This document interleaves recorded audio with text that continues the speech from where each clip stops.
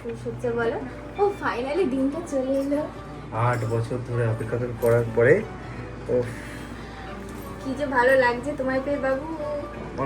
চলো বাবু তাহলে খেলি। চলো। তো পায়েলদি আর কুন্তলদার বিয়েতে এসে আমি খুবই মজা করেছি। আর সব থেকে হলো মারাত্মক ঘটনা, যেটা হলো জেসিবি করে বড় মানে কুন্তলদা পায়েলদিকে আনতে গেছিল। আর আমরাও প্রথমবার এরকম মানে অদৃশ্য দেখা।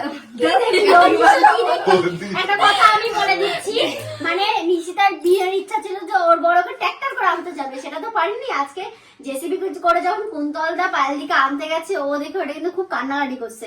জিতের উচিত যে নিশিতার কি করা, সবথেকে লেটেস্ট হবে ছাগলের পিঠে ওর বর বসবে, ওকে আনতে যাবে। ভাই আমার কি মারাত্মক হবে। সত্যি কথা বলতে কুন্তলদার বিয়েটা পুরো ইউনিক ছিল। হলো আমার একার ইচ্ছা না, দুষ্টুর ইচ্ছা। ওটা হচ্ছে মুসের জায়গাতে পড়ে যাবে। তো অনেকে আবার খারাপ কথাও বলছো যে কেন জেসিবিটা মাথায় আসলো। এটা কিন্তু কুন্তলদার অনেক ইচ্ছা ছিল। 5 বছরের আগে থেকে ভেবে রেখেছিলাম করবো তো কিছু। তো আমাদের মানে রিলেশনটা তো 8 বছর। 8 বছরে ওয়াও, তো খুব মজা লেগেছে, খুব খুব খুব। আমি তো এরা না থাকলে আমার বিয়েটা হতো না, কারণ এরা যেভাবে প্রেসার দিয়েছে। এবার তাড়াতাড়ি বাচ্চাটা নিয়ে নাও। এই বাচ্চাটাই পেপু পেপু। আগে মতো টিয়ার, তারপর হবে যেমন তারপরে দুষ্টু।